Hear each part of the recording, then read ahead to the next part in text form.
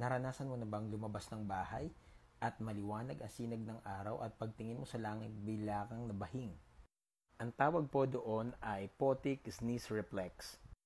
Kilala rin siya bilang ACHOO or autosomal compelling helio-ophthalmic outburst.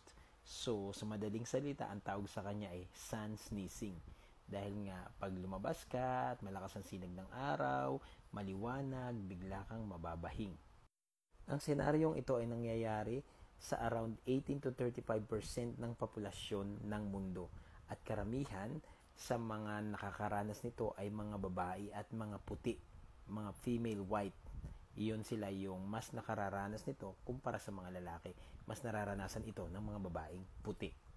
Ang bagay na ito ay namamana. So halimbawa, kapag ang iyong nanay or tatay or silang dalawa ay nakakaranas ng ganitong senaryo, mataas ang chance, nasa around 50% ang chance na ikaw bilang anak ay makakaranas din nung ganitong senaryo, itong photic sneeze reflex.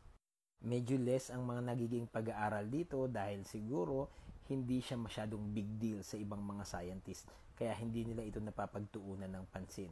Medyo less ang nagiging studies dito sa pangyayaring ito. At by the way, yung reflex na nangyayaring ito ay hindi natitrigger nung ilaw o nung light. Ito ay natitrigger nung pagbabago sa light intensity. So halimbawa, galing ka na sa liwanag, pupunta ka sa isang maliwanag pa uli, hindi siya masyadong natitrigger.